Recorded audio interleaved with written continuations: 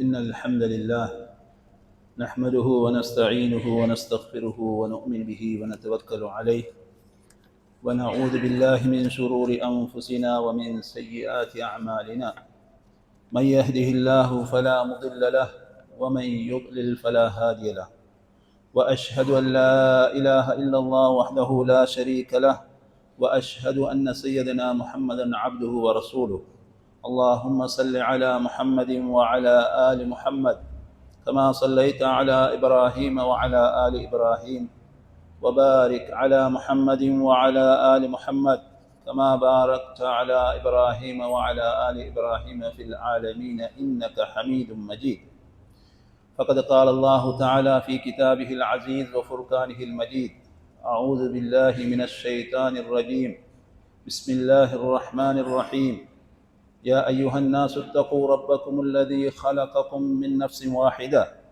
وخلق منها زوجها وبث منهما رجالا كثيرا ونساء واتقوا الله الذي تساءلون به والأرحام إن الله كان عليكم رقيبا وقال أيضا يا أيها الذين آمنوا اتقوا الله حق تقاته ولا تموتن إلا وأنتم مسلمون وقال أيضا قل إن كان آباؤكم وأبناؤكم وإخوانكم وأزواجكم وعشيرتكم وأموال اقترفتموها وتجارة تخشون كسادها ومساكن ترضونها أحب إليكم من الله ورسوله وجهاد في سبيله فتربصوا حتى يأتي الله بأمره والله لا يهدي القوم الفاسقين. மண்ணையும் விண்ணையும் படைத்து மாநிலத்தை வாழ வைக்கும் மாபெரும் இறைவனுக்கே புகழனைத்தும் அல்ஹம்துலில்லாஹ். சாந்தியும் சமாதானமும் சத்தியத்தை நிலைநாட்ட வந்த சத்திய தூதர் சன்மார்க்க போதகர் ஸல்லல்லாஹு அலைஹி வஸல்லம் அன்னவர்கள் மீதும் அன்னவர்களை முழுமையாக பின்பற்றி வாழ்ந்த அருமை சஹாபாக்கள், தாபிஈன்கள், நல்லடியார்கள், கியாம நாள் வரைக்கும் யார் யாரெல்லாம் அந்த வழியை பின்பற்றுகின்றார்களோ அவர்கள் அனைவர்கள் மீதும் அல்லாஹ்வின் அருள் என்றென்றும் உண்டாகட்டும். புனிதமிகு ஜும்மா கடமையை நிறைவேற்றுவதற்காக அல்லாஹ்வின் மாளிகைக்கு சமூகம் தந்திருக்கும் அல்லாஹ்வின் நல்லடியார்களே, இஸ்லாமிய சகோதரர்களே, அல்லாஹ் ஜல்ல சுப்ஹானஹு வ தஆலா நமக்கு ஏவியவற்றை நமது வாழ்க்கையில் எடுத்தும் அவன் விளக்கியவற்றை சம்பூர்ணமாக தவிர்ந்து நடந்து கொள்ளுமாறு அடியேனுக்கும் அப்பால் உங்களுக்கும் வசியத்து செய்து கொள்கின்றேன். அல்லாஹ்வின் நல்லடியார்களே, இஸ்லாமிய சகோதரர்களே, அல்லாஹ் ஜல்ல சுப்ஹானஹு வ தஆலா சூரத்து தௌபா 24வது வசனத்திலே மனிதன் அன்றாடம் வாழ்க்கையில் தேவைப்படக்கூடிய சில அம்சங்கள் இருக்கின்றன. அந்த அம்சங்கள் மனிதனுக்கு அவசியமானது. ஆனால் எவ்வளவுதான் அவசியமாக இருந்தாலும் அவைகளில் அன்பு, பாசம் கூடுதலாக வரக்கூடாது. அது எப்படி வரக்கூடாது? அல்லாஹுவை விட, அல்லாஹுவின் தூதரை விட அவைகளை நேசிக்கக்கூடாது. அவ்வாறு நேசித்தால் அல்லாஹுவின் தண்டனை வருவதை எதிர்பார்க்கும்படி அல்லாஹ் ஜல்ல சுப்ஹானஹு வ தஆலா சொல்லுகின்றான். அல்லாஹ் திருமறையிலே சொல்லுகின்ற பொழுது, குல் நபியே நீங்கள் சொல்லுங்கள், இன்கான ஆபாஉக்கும் உங்களது பெற்றோர்கள், வ அப்னாஉக்கும் உங்களது பிள்ளைகள், வ இஹ்வானுக்கும் உங்களது சகோதரர்கள், வ அஸ்வாஜுக்கும் உங்களது மனைவிமார்கள், வ அஷீரத்துக்கும் உங்களது குடும்பத்தினர்கள், வ அம்பாலு நிக்தரஃப்துமூஹா நீங்கள் சேகரித்து வைத்திருக்கக்கூடிய உங்களது செல்வங்கள், வ திஜாரத்துன் தக்ஷௌன கசாதஹா நஷ்டம் போய்விடுமோ என்று அஞ்சக்கூடிய உங்களது வியாபாரங்கள், வ மசாக்கினு தர்லௌனஹா நீங்கள் விரும்பி நேசித்து வாழக்கூடிய உங்களது வீடு வாசல்கள். இந்த 8 அம்சங்களும் அஹப்ப இலைக்கும் மினல்லாஹி வ ரசூலிஹி வ ஜிஹாதின் ஃபீ சபீலிஹி அல்லாஹ்வை விட, அல்லாஹ்வின் தூதரை விட, அல்லாஹ்வின் பாதையில் சென்று போர் தொடுப்பதை விட நேசத்துக்குரியதாக நீங்கள் எடுத்துக்கொண்டால் ஃபதரப்பசு ஹத்தா யஅதி அல்லாஹு பிஅம்ரி, அல்லாஹ்வின் தண்டனை வருவதை நீங்கள் எதிர்பாருங்கள். வல்லாஹு லா யஹ்தில் கௌமல் ஃபாஸிகீன், நிச்சயமாக அல்லாஹ் பாவிகளுக்கு கெட்டவர்களுக்கு நேர்வழி காட்ட மாட்டான் என்று அல்லாஹ் திருமறையிலே சொல்லுகின்றான். அன்புக்குரிய இஸ்லாமிய சகோதரர்களே, இந்த 8 அம்சங்களில் முதலாவதாக இருக்கக்கூடியது ஆபாஉக்கும், உங்களது பெற்றோர்கள் அல்லாஹுவை விட, அல்லாஹுவின் தூதரை விட, அல்லாஹுவின் பாதையில் சென்று போர் தொடுப்பதை விட நேசத்துக்குரியவர்களாக எடுத்துக்கொண்டால் அல்லாஹுவின் தண்டனையை எதிர்பாருங்கள் என்று அல்லாஹ் திருமறையிலே சொல்லுகிறார். எங்களுக்கு தெரியும், இப்ராஹிம் அலைஹிஸ்ஸலாத்து வஸ்ஸலாம் அவர்கள் நபியாக தூதராக அனுப்பப்படுகின்றார்கள். அவர்கள் எந்த பணியை மேற்கொள்ள வேண்டும் என்று சொன்னால் ஏகத்துவத்தை மக்களுக்கு சொல்ல வேண்டும். ஆனால் அவருடைய தந்தை ஆசர் சிலைகளை வடித்து வியாபாரம் செய்யக்கூடியவராக இருக்கிறார். எனவே முதலாவது போராட்டம் இப்ராஹிம் அலைஹிஸ்ஸலாத்து வஸ்ஸலாம் அவர்களுக்கு தந்தையுடன் தான் ஏற்படுகிறது. எனவே தந்தைக்கு முதலாவதாக இவைகள் பிழை என்று ஏகத்துவத்தை எத்தி வைக்க வேண்டும். 2 பேரும் ஒரே வீட்டில் தான் இருக்கின்றார்கள். இப்பொழுது இப்ராஹிம் அலைஹிஸ்ஸலாத்து வஸ்ஸலாம் அவர்கள் தந்தைக்கு அழகான முறை, நாம் தஅவா செய்கின்ற பொழுது அழகான முறையில் தஅவா செய்ய வேண்டும் என்பதையும் இந்த சம்பவம் எடுத்து காட்டுகிறது. அந்த தந்தையை பேசுகின்ற பொழுது எவ்வாறு பேசுகிறார்? 4 உபதேசங்களை தந்தைக்கு செய்கிறார். அதனை அல்லாஹ் ஜல்ல சுப்ஹானஹு வ தஆலா சூரத்து மரியம் 42வது வசனம் தொடக்கம் 46வது வசனம் வரைக்கும் அல்லாஹ் சொல்லுகின்றான். வத்குர் ஃபில் கிதாபி இப்ராஹிம், நபியே வேதத்தில் நீங்கள் இப்ராஹீமை நினைவு கூர்ந்து பாருங்கள். இன்னஹு கான சித்தீகன் நபியா, அவர் உண்மையாளராகவும் நபியாகவும் இருந்தார் என்று சொல்லிவிட்டு தந்தைக்கு எவ்வாறு உபதேசம் செய்தார் என்பதையும் அல்லாஹ் சொல்லுகிறார். முதலாவதாக சொல்லுகிறார், இத் கால லி அபீஹி யா அபதி லிம தஅபுது மா லா யஸ்மஉ வ லா யுப்சிரு வ லா யுக்னி அன்க ஷைஆ. அருமை தந்தையே, சுப்ஹானல்லாஹ், அருமை தந்தையே, கேட்க முடியாத, பார்க்க முடியாத, உங்களுக்கு எந்த பயனையும் தர முடியாத ஒன்றை நீங்கள் ஏன் வணங்குகின்றீர் என்று தந்தைக்கு உபதேசம் செய்கிறார்.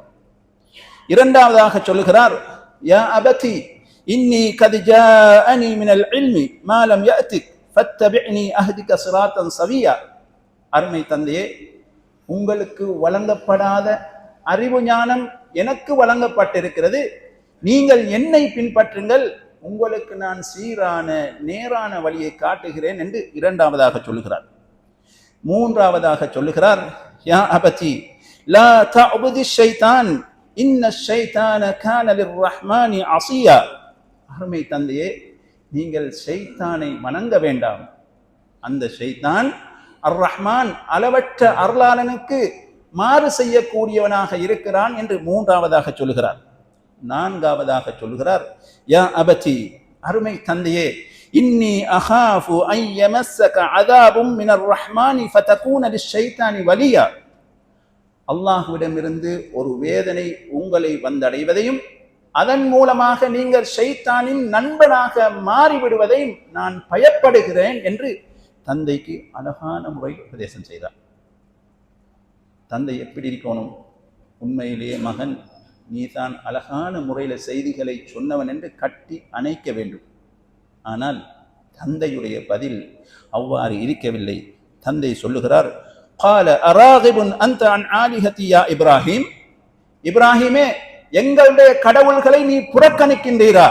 لئن لم تنتهي لارجمنك واهجرني مليا. இந்த விடயங்களை நீ தவிர்ந்து கொள்ளாவிட்டால் உனக்கு நான் கல்லெறிந்து உன்னை கொல்லுவேன். சுப்ஹான், என்னை விட்டு நீ தூரமாகிவிடு என்று தந்தையுடைய பதில் வருகிறது. அல்லாஹ் ஜல்ல சுப்ஹானஹு வ தஆலா சூரத்துல் மும்தஹினா 4வது வசனத்திலே அந்த இப்ராஹிம் அலைஹிஸ்ஸலாத்து வஸ்ஸலாம் அவர்களையும் அவர்களை விசுவாசம் கொண்டவர்களையும் பற்றி சொல்லுகின்ற பொழுது, قد كانت لكم أسوة حسنة في إبراهيم والذين معه. இப்ராஹிம் அலைஹிஸ்ஸலாத்து வஸ்ஸலாம் அவர்களிலும் அவர்களை பின்பற்றியவர்களிலும் உங்களுக்கு சிறந்த முன்மாதிரி இருக்கிறது என்று அல்லாஹ் ஜல்ல சுப்ஹானஹு தஆலா சொல்லுகின்றான். சொல்லிவிட்டு அவர்கள் என்ன சொன்னார்கள்? இத் காலூ லிகௌமிஹிம் இன்னா புராஉ மின்கும் வ மிம்மா தஅபுதூன மின் தூனில்லாஹ்.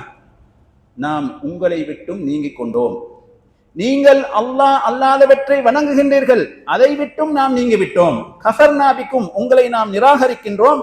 வபதா பைனனா வ பைனகுமுல் அதாவத்து வல் பக்தாஉ ஹத்தா துமினு பில்லாஹி வஹ்தா.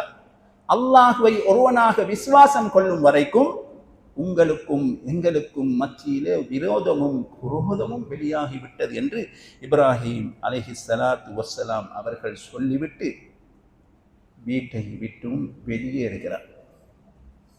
அவர்கள் செய்த காரியம் என்ன? வீட்டை விட்டு வெளியேறக்கூடிய காரணம் என்ன? ஏகத்துவத்தை சொன்ன காரணத்தினால் தந்தையுடைய ஓர்டர் வெளியாகும்.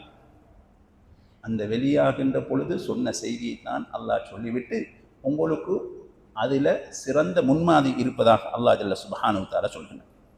இது ஒன்று. அதே போன்று முஸ்லிமிலே பதிவாகியுள்ள ஹதீஸ் எங்களுக்கு தெரியும். அபூ ஹுரைரா ரலியல்லாஹு அன்ஹு அவர்கள் என்று சொன்னாலே தெரியாதாக்கள் யாரும் கிடையாது. அவர்கள் இஸ்லாத்தை ஏற்றுக்கொண்டார்கள். அவர்களுடைய தாய் இஸ்லாத்தை ஏற்றுக்கொள்ளவில்லை. 2 பேர்களும் ஒரே வீட்டில் தான் வாழுகின்றார்கள். ஒவ்வொரு நாளும் அபூ ஹுரைரா ரலியல்லாஹு அன்ஹு அவர்கள் தன்னுடைய தாய்க்கு இஸ்லாத்தை எட்டி வைப்பார்கள். அந்த வரிசையில் ஒரு நாள் இஸ்லாத்தை சொல்லுகின்ற பொழுது அந்த தாய் நபியுல்லாஹி ஸல்லல்லாஹு அலைஹி வஸல்லம் அவர்களை திட்டிவிட்டார். அபூ ஹுரைரா ரலியல்லாஹு அன்ஹு அவர்களுக்கு தாங்க முடியவில்லை, கவலை. அழுத வண்ணமாக நபியுல்லாஹி ஸல்லல்லாஹு அலைஹி வஸல்லம் அவர்களிடம் சென்று, நபி அவர்களே, என்னுடைய தாயை நான் வளமையாக இஸ்லாத்தின் பக்கம் அழைப்பு விடுவேன், அந்த வரிசையில் இன்றைய தினமும் நான் சொன்னேன். அப்பொழுது நான் வெறுக்கக்கூடிய உங்களுக்கு பிடிக்காத சில வார்த்தைகளை என்னுடைய தாய் சொன்னான் என்று சொல்லிவிட்டு, நபியே, என் தாய் நேர்வழி பெறுவதற்கு நீங்கள் பிரார்த்தனை செய்யுங்கள் என்று சொன்னார்கள். அப்பொழுது நபியுல்லாஹி ஸல்லல்லாஹு அலைஹி வஸல்லம் அவர்கள் சொன்னார்கள், அல்லாஹும்மஹ்தி உம்ம அபீ ஹுரைரா. யா அல்லாஹ், அபூ ஹுரைராவுடைய தாய்க்கு நீ நேர்வழி காட்டுவாயாக என்று நபி ஸல்லல்லாஹு அலைஹி வஸல்லம் அவர்கள் பிரார்த்தனை செய்தார்கள். சந்தோஷம் கூடி நபி பிரார்த்தனை செய்தால் அந்த பிரார்த்தனை அங்கீகரிக்கப்படும் என்ற எண்ணத்தில் அபூ ஹுரைரா ரலியல்லாஹு அன்ஹு அவர்கள் வீட்டுக்கு செல்கின்றார்கள். அவர்களுடைய கால் சப்தத்தை கேட்ட தாய் வீட்டுக்குள் இருந்து அபூ ஹுரைராவை நுழைந்து விட வேண்டாம், அப்படியே நின்று கொள், கதவடியில் நின்று கொள் என்ற சத்தம் வருகிறது. அபூ ஹுரைரா ரலியல்லாஹு அன்ஹு அவர்கள் கதவடியில் நின்று கொண்டிருக்கின்றார்கள். வீட்டுக்குள் தண்ணி சரசரந்து சத்தம் கேட்கிறது. அப்படி என்று சொன்னால் அந்த தாய் குளித்து விட்டு முக்காடை அணிந்து கொண்டு வந்து கதவை திறந்து அஷ்ஹது அல்லா இலாஹ இல்லல்லாஹ் வ அஷ்ஹது அன்ன முஹம்மதன் அப்துஹு வ ரசூலுஹு என்ற அந்த கலிமாவை முடிந்த பொழுது அபூ ஹுரைராவுக்கு தாங்க முடியவில்லை. மறுபடியும் அழுத வண்ணமாக நபியுல்லாஹி ஸல்லல்லாஹு அலைஹி வஸல்லம் அவர்களிடம் செல்லுகிறார். நபி அவர்கள் அபூ ஹுரைராவை முன்பும் அழுது கொண்டு வந்தாய், இப்பொழுதும் அழுது கொண்டு வருகிறாய், என்ன செய்தி என்று கேட்ட பொழுது, நபி அவர்களே, அல்லாஹ் உங்களது பிரார்த்தனை அங்கீகரித்து என்னுடைய தாய் இஸ்லாத்தை ஏற்றுக்கொண்டால் என்று அபூ ஹுரைரா ரலியல்லாஹு அன்ஹு அவர்கள் சொன்ன பொழுது நபி அவர்கள் அல்லாஹ்வை புகழ்ந்தார்கள், நல்லம் என்று சொன்னார்கள். அபூ ஹுரைரா சந்தர்ப்பத்தை பயன்படுத்தினார். நபியே, என்னையும் என்னுடைய உம்மாவை தாயையும் மக்கள் எல்லோரும் விரும்ப வேண்டும், நாங்களும் அவர்களை விரும்ப வேண்டும், அப்படியும் ஒரு துவா செய்யுங்கள் என்று சொன்ன பொழுது நபியுல்லாஹி ஸல்லல்லாஹு அலைஹி வஸல்லம் அவர்கள் அப்படியும் ஒரு துவா செய்தார்கள். அந்த ஹதீஸை அறிவிக்கக்கூடிய அபூ ஹுரைரா ரலியல்லாஹு அன்ஹு அவர்கள் சொல்கின்றார்கள், ஃபமா ஹுலிக முஃமினுன் யஸ்மஉ பி வலா யரானி இல்லா அஹப்பனி. உலகத்தில் படைக்கப்பட்ட எந்த விசுவாசியாக இருந்தாலும் என்னை பார்த்திருக்க மாட்டார், ஆனால் என்னை அவர் நேசிப்பார் என்று அபூ ஹுரைரா ரலியல்லாஹு அன்ஹு அவர்கள் சொல்கின்றார். அன்புக்குரியவர்களே, உலகத்தில் எங்க பார்த்தாலும், எந்த மதரசாக்கள், எந்த பயான் மேடைகள், எங்கு பார்த்தாலும் அபூ ஹுரைரா அபூ ஹுரைரா என்று அவருடைய பெயர் சொல்லப்படுகிறது. அவருடைய தாயின் சம்பவமும் கூறப்படுகிறது. இந்த 2 சம்பவத்தில் நாம் பார்க்கின்றோம், அவர்கள் இப்ராஹிம் அலைஹிஸ்ஸலாத்து வஸ்ஸலாம் அவர்கள் தந்தையா அல்லாவா என்ற போராட்டம். அபூ ஹுரைரா ரலியல்லாஹு அன்ஹு அவர்களுக்கு தாயா அல்லாவா அல்லாஹுடைய தூதரா என்ற போராட்டம். ஆனால் அவர்கள் விட்டு கொடுக்கவில்லை. விசுவாசம் கொண்ட நிலையில் தான் அபூ ஹுரைரா சலிப்படையாமல் ஒவ்வொரு நாளும் தஅவா செய்து அல்லாஹ்வை முற்படுத்தி அல்லாஹ்வின் தூதரை முற்படுத்தி தஅவா செய்த காரணத்தினால் தாய்க்கும் ஹிதாயத்து கிடைத்த சம்பவத்தை நாம் பார்க்கின்றோம். இரண்டாவதாக அல்லாஹ் சொல்லுகின்றான், அப்னாஉக்கும், உங்களது பிள்ளைகள் அல்லாஹ்வை விட அல்லாஹ்வின் தூதரை விட அல்லாஹ்வின் பாதையில் சென்று போர் தொடுப்பதை விட நேசத்துக்குரியதாக நீங்கள் எடுத்துக்கொண்டால் அல்லாஹ்வின் தண்டனை எதிர்பாருங்கள். எங்களுக்கு தெரியும், நூஹ் அலைஹிஸ்ஸலாத்து வஸ்ஸலாம் அவர்கள் ஒரு பெரிய சம்பவம், கப்பலை தயாரித்தார்கள். எனவே யாரெல்லாம் அந்த கப்பலில் ஏறிக்கொள்கின்றார்களோ அவர்கள் பாதுகாக்கப்பட்டார்கள், விசுவாசம் கொண்டவர்கள். யாரெல்லாம் ஏறவில்லையோ அவர்கள் நீரில் மூழ்கடிக்கப்படுவார்கள். அந்த வரிசையில் நூஹ் அலைஹிஸ்ஸலாத்து வஸ்ஸலாம் அவர்கள் தன்னுடைய மகனை பார்த்து சொல்லுகின்றார்கள், வனாதா நூஹ் இப்னஹு வகான ஃபீ மஅஸில். ஒதுங்கி நின்ற தன்னுடைய மகனை பார்த்து நூஹ் அலைஹிஸ்ஸலாத்து வஸ்ஸலாம் அவர்கள் சொல்லுகின்றார்கள், யா புனையர்கம் மஅனா வலா தகும் மஅல் காஃபிரீன்.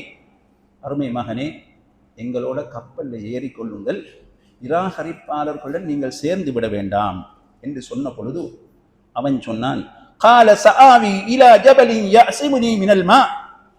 தண்ணிலிருந்து பாதுகாக்கக்கூடிய பெரிய மலையில நான் ஏறிக்கொள்வேன், அது என்னை பாதுகாக்கும் என்று சொன்னான்.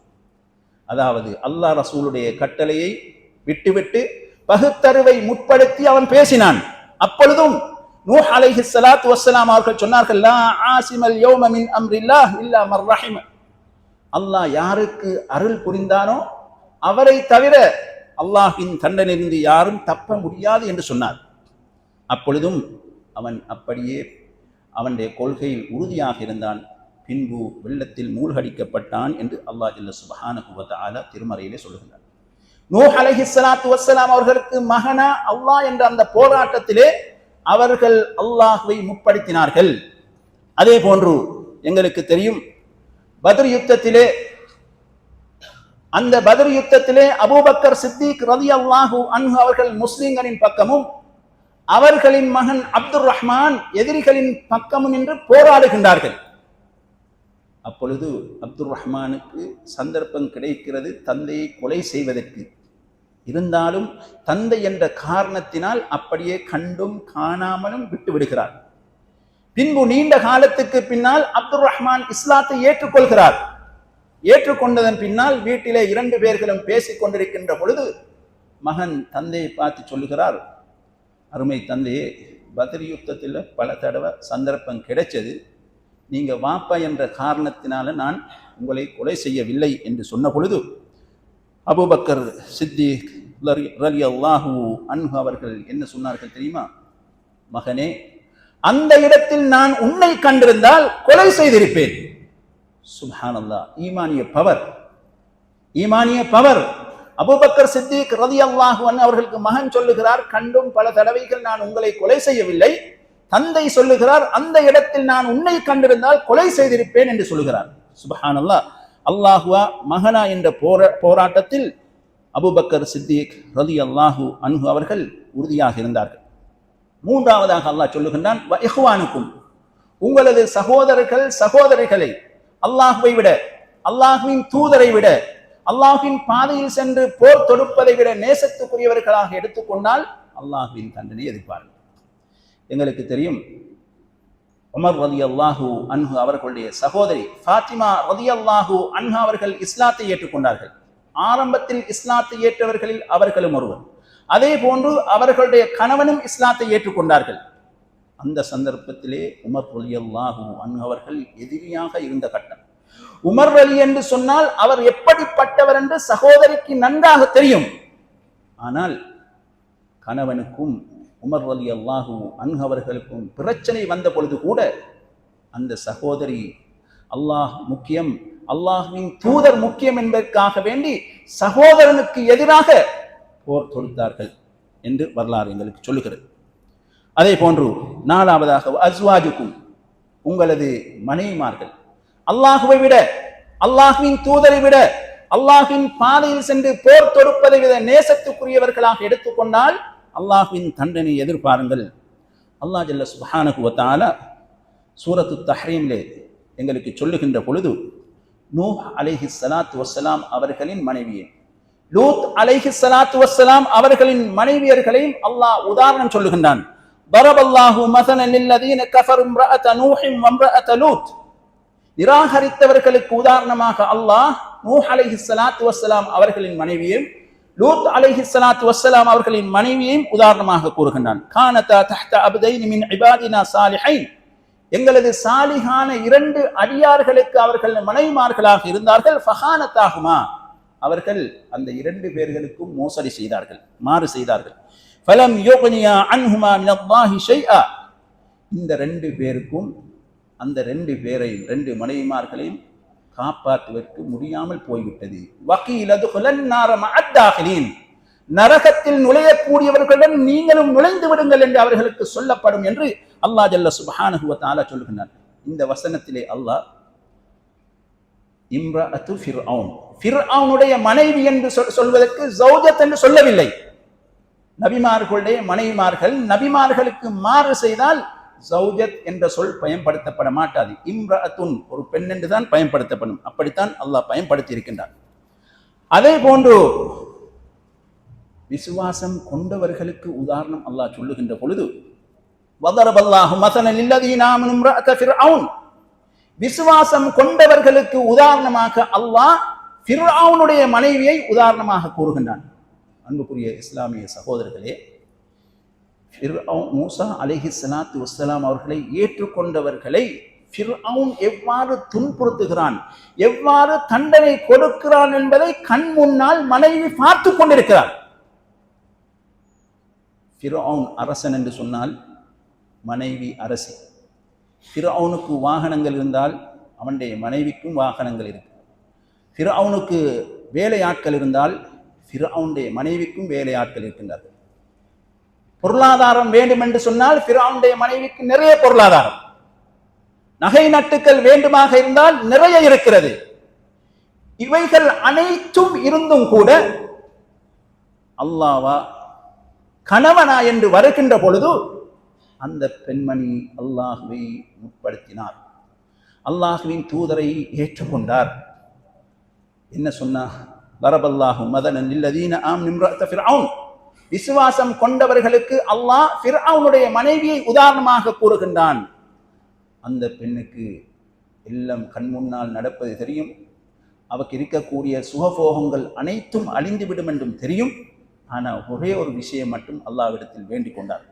இத் காலத் ரப்பி இப்னி லி இந்தக பைத்தன் ஃபில் ஜன்னah, யா அல்லாஹ், சுவர்க்கத்தில் எனக்கு ஒரு வீட்டை கட்டுவாயாக, இது மட்டும் எனக்கு போதும். இந்த உலக வாழ்க்கை அது நிரந்தரமற்றது, அழிந்து போகக்கூடியது. இந்த ஃபிர்அவுன் கடவுள் என்று சொல்லுகிறார், அவர் எங்களை போன்ற ஒரு மனிதர்.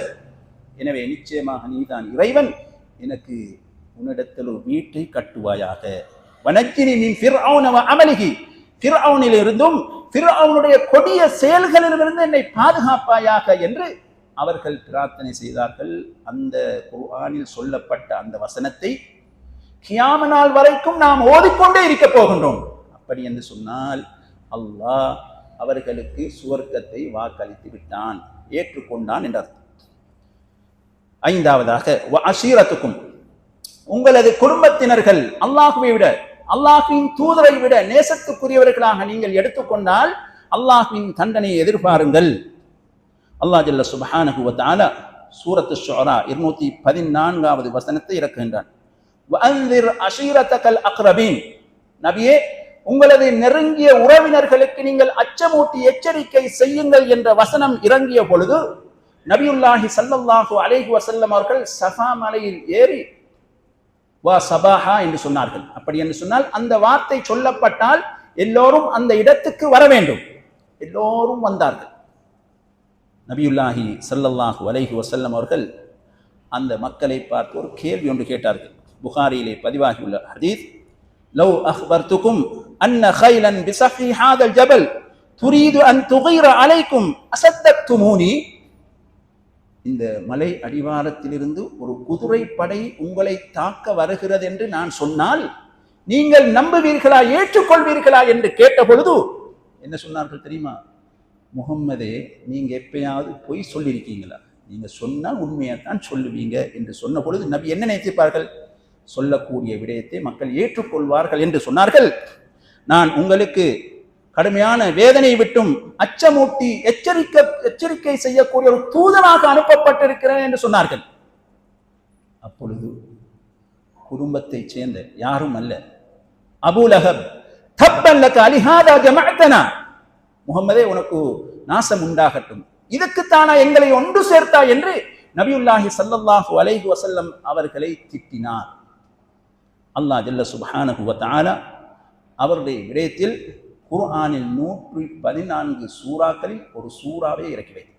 தப்பத் யதா அபீ லஹபின் வ தப், அபூ லஹபுடைய இரு கைகளும் நாசமாகட்டும், அவனும் நாசமாகட்டும் என்று அல்லாஹ் ஜல்ல சுப்ஹானஹு வ தஆலா அந்த சூறாவை இறக்கி வைத்தான். அன்புக்குரியவர்களே, நபியுல்லாஹி ஸல்லல்லாஹு அலைஹி வஸல்லம் அவர்கள் பட்டம், பதவி, மதிப்பு, அந்தஸ்து, குடும்பம் என்று அவர்கள் அவைகளை முற்படுத்தி இருந்தால் இன்றைக்கு எங்களுக்கு மார்க்கம் வந்து சேர்ந்திருக்காது. எனவே நாம் எல்லா விடயங்களை விடவும் அல்லாஹுவை முற்படுத்த வேண்டும். அல்லாஹுவின் தூதரை முற்படுத்தி அந்த நேசத்தை பெற்று மர்ம நாளையில் கண்மணி நாயகம் ஸல்லல்லாஹு அலைஹி வஸல்லம் அவர்களுடன் சுவர்க்கத்தில் இருக்கக்கூடிய பாக்கியத்தை அல்லாஹ் எனக்கும் உங்களுக்கும் வழங்குவானாக. அகூலு கௌலி ஹாதா வ அஸ்தக்ஃபிருல்லாஹ லீ வ லக்கும் வ லிஸாயிரில் முஸ்லிமீன மின் குல்லி தம்பின் ஃபஸ்தக்ஃபிரூஹு இன்னஹு ஹுவல் கஃபூருர் ரஹீம்.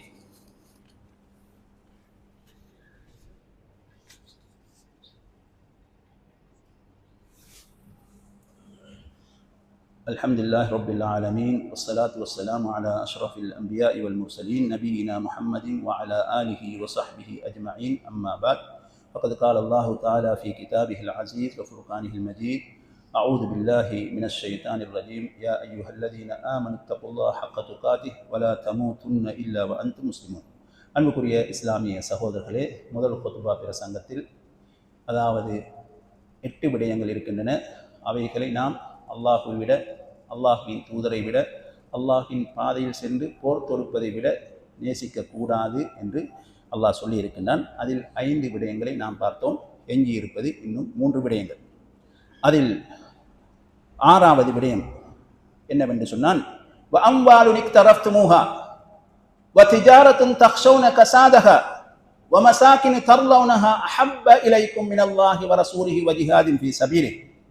நீங்கள் சேகரித்து வைத்திருக்கக்கூடிய உங்களது செல்வங்கள், நீங்கள் நஷ்டம் போய்விடுமோ என்று அஞ்சக்கூடிய உங்களது வியாபாரங்கள், நீங்கள் நேசித்து விரும்பி வாழக்கூடிய உங்களுடைய வீடு வாசல்கள், இவைகள் அனைத்தும் அல்லாஹுவை விட, அல்லாஹுவின் தூதரை விட, அவனுடைய பாதையில் சென்று போர் தொடுப்பதை விட நேசத்துக்குரியதாக நீங்கள் எடுத்துக்கொண்டால் அல்லாஹுவின் தண்டனை எதிர்பாருங்கள்.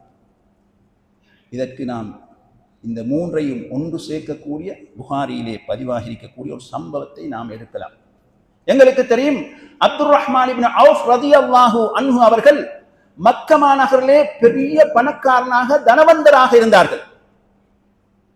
மக்காவிலிருந்து மதீனாவுக்கு ஹிஜ்ரத் செல்ல வேண்டும் என்று கட்டளை வந்த பொழுது எல்லா சஹாபாக்களும் ஹிஜ்ரத்தை மேற்கொண்டார்கள். அப்துர் ரஹ்மான் இப்னு அவுஃப் ரலியல்லாஹு அன்ஹு அவர்களுக்கு நிறைய சொத்துக்கள் இருக்கின்றன. அவர்கள் அவைகள் அனைத்தையும் எடுத்துக்கொண்டு செல்ல வேண்டும். ஆனால் மக்கா காஃபிர்கள் அப்துர் ரஹ்மான் இப்னு அவுஃப் ரலியல்லாஹு அன்ஹு அவர்களிடத்திலே வந்து சொன்னார்கள், அப்துர் ரஹ்மானே, மக்காவிலிருந்து நீங்க மதீனாக்கு போறனா போகலாம், ஆனா இங்கு சம்பாதித்த சொத்துக்கள் அனைத்தையும் விட்டு தான் செல்ல வேண்டும். இப்பொழுது அவருடைய மனதிலே போராட்டம், இவைகளை அனைத்தையும் விட்டு நான் செல்வதா?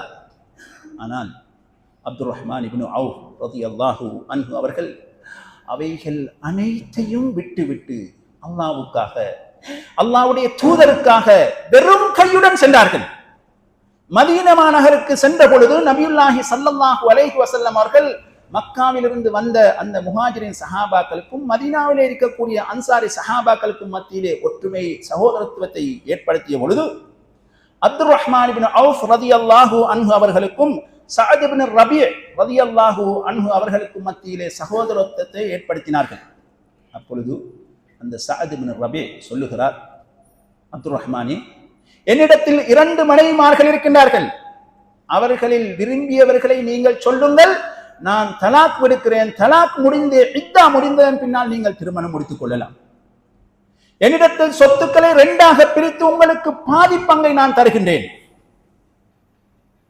அப்துர் ரஹ்மான் இப்னு அவுஃப் ரலியல்லாஹு அன்ஹு அவர்கள், உண்மையிலே நான் கடுமையாக தியாகம் செஞ்சு வெறும் கையுடன் வந்திருக்கின்றேன், கட்டாயம் நீங்க எனக்கு செய்ய வேண்டும் என்று சொல்லவில்லை.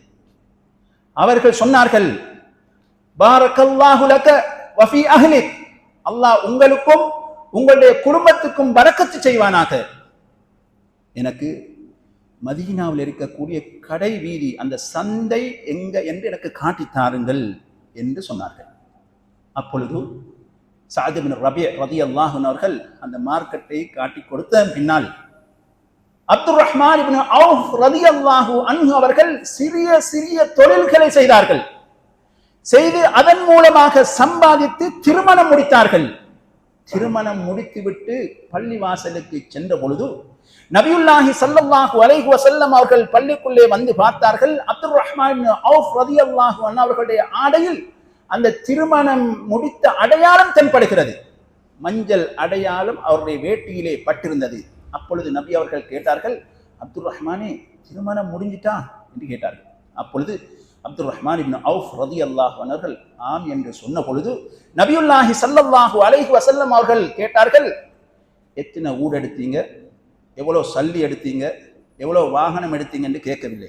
நபி அவர்கள் கேட்டார்கள், அப்துர் ரஹ்மானே, எவ்வளவு மகன் கொடுத்தீர்கள் என்று கேட்ட பொழுது அப்துர் ரஹ்மான் இப்னு அவுஃப் ரலியல்லாஹு அன்ஹு அவர்கள் சொன்னார்கள், நபி அவர்களே, ஈச்சப்பல கொட்டையின் அளவுக்கு தங்கத்தை மகராக கொடுத்து நான் திருமணம் முடித்தேன் என்று சொன்ன பொழுது நபியுல்லாஹி ஸல்லல்லாஹு அலைஹி வஸல்லம் அவர்கள் சொன்னார்கள், பாரக்கல்லாஹு லக், அல்லாஹ் உனக்கு பரக்கத் செய்வானாக, ஃபீமா ஆதைத், நீ கொடுத்ததிலும், வபாரக்கல்லாஹு லக ஃபீமா அம்சக், நீ வைத்திருப்பதிலும் அல்லாஹ் உனக்கு பரக்கத் செய்வானாக. அவுலிம் வலவு பிஷாத்தின், ஒரு ஆட்டசரி அறுத்து வலிமா கொடுங்கள் என்று நபியுல்லாஹி ஸல்லல்லாஹு அலைஹி வஸல்லம் அவர்கள் அப்துர் ரஹ்மான் இப்னு அவுஃப் ரலியல்லாஹு அன்ஹு அவர்களுக்கு சொன்னார்கள். அன்புக்குரிய இஸ்லாமிய சகோதரர்களே, மக்கமா நகரில் எவ்வாறு பெரிய தனவந்தராக கோடீஸ்வரனாக அப்துர் ரஹ்மான் இப்னு அவுஃப் ரலியல்லாஹு அன்ஹு அவர்கள் இருந்தார்களோ, வரலாற்று ஆசிரியர்கள் சொல்லுகின்றார்கள், அதே அப்துர் ரஹ்மான் இப்னு அவுஃப் ரலியல்லாஹு அன்ஹு அவர்கள் மதீனாவிலும் பெரிய தனவந்தராக இருந்தார். எந்த அளவுக்கு சொல்லப்படும் என்று சொன்னால், ஒரு கல்ல கிளப்பினார் என்று சொன்னால் அப்துர் ரஹ்மான், அங்க தங்கமும் வெள்ளியும் தான் அவருக்கு கிடைக்கும் என்று சொல்லப்படும். அந்த அளவுக்கு அவருக்கு சொத்துக்கள் இருந்தது என்று வரலாறு சொல்லுகிறது. இறுதியாக இப்னு ஹிப்பானிலே பதிவாகியுள்ள ஒரு ஹதீஸை கூறி முடிக்கின்றேன். இந்த 8 அம்சங்களையும் உள்ளடக்கக்கூடிய ஒரு ஹதீஸ். அது என்னவென்று சொன்னால், ஒரு சஹாபி உஹத் யுத்தத்துக்காக வேண்டிய அறிவித்தல் கொடுக்கப்படுகிறது. அப்பொழுது அந்த சஹாபியும் அந்த யுத்தத்திலே பங்கு கொள்கிறார். அவர் அன்றுதான் திருமணம் முடித்தவர். திருமணம் முடித்துவிட்டு நபி ஸல்லல்லாஹு அலைஹி வஸல்லம் அவர்களிடம் சுபஹ் தொழுகைக்கு பின்னால் மனைவியுடன் கொஞ்சம் கூடிவிட்டு வருகின்றேன் என்று அனுமதி கேட்டு சென்று அவசரமாக வரும்படி கட்டளையிட்ட காரணத்தினால் மனைவியுடன் சேர்ந்தவர் அப்படி யுத்தத்துக்கு செல்கிறார். அங்கே சென்று அங்கு பத்ர் யுத்தத்தில் ஆரம்பத்தில் வெற்றி, இறுதியில் முஸ்லிம்களுக்கு தோல்வி. அங்கே பல சஹாபாக்கள் கொல்லப்பட்டார்கள். அந்த வரிசையில் இந்த சஹாபியும் கொல்லப்படுகிறார். கொல்லப்பட்டவர்களின் வரிசையை பார்த்து வருவதற்காக சென்ற பொழுது இந்த சஹாபியுடைய தலையிலிருந்து தண்ணீர் வடிந்து கொண்டிருக்கிறது. அந்த இடத்தில் தண்ணீரும் கிடையாது. மற்றவர்களுடைய தலையில் அவ்வாறு தண்ணீர் வடியவும் இல்லை. அப்பொழுது சஹாபாக்கள் கேட்கின்றார்கள், நபி அவர்களே, அவருடைய தலையிலிருந்து தண்ணீர் வடிகிறது, என்ன விடயம் என்று கேட்ட பொழுது நபி அவர்கள் சொன்னார்கள், இதற்கு அவருடைய மனைவியிடம் கேளுங்கள், அந்த பதிலை சொல்லுவார்கள் என்று கேட்ட பொழுது அவர்கள் உடலுறவு கொண்டுவிட்டு குளிக்காமல் அவசரமாக யுத்தத்தில் பங்கு கொண்டார். அதனால் அல்லாஹ் ஜல்ல சுப்ஹானஹு வ தஆலா வானவர்களை கொண்டு அவரை குளிப்பாட்டினான். அதனால் அவருக்கு ஒரு பேர் இருக்கிறது, கஸீலுல் மலாயிகா, வானவர்களினால் குளிப்பாட்டப்பட்ட சஹாபி. அவர்தான் ஹம்தலத் இப்னு ஆமிர் ரலியல்லாஹு அன்ஹு அவர்கள். எனவே அன்புக்குரிய இஸ்லாமிய சகோதரர்களே, இந்த 8 அம்சங்களும் எங்களுக்கு வாழ்க்கையில் சோதனையாக அமையும். ஆனால் அதில் நாம் கவனமாக இருந்து அவைகளை முற்படுத்தாது அல்லாஹுவை முற்படுத்தி அல்லாஹுவின் தூதரை முற்படுத்தி நேசித்து வாழ்ந்து கடமைகளை சரியாக நிறைவேற்றி மறும நாளையில் கண்மணி நாயகம் ஸல்லல்லாஹு அலைஹி வஸல்லம் அவர்களுடன் சுவர்க்கத்தில் இருக்கக்கூடிய பாக்கியத்தை அல்லாஹ் எனக்கும் உங்களுக்கும் வழங்குவானாக. وآخر دعوانا أن الحمد لله رب العالمين والسلام عليكم ورحمة الله وبركاته.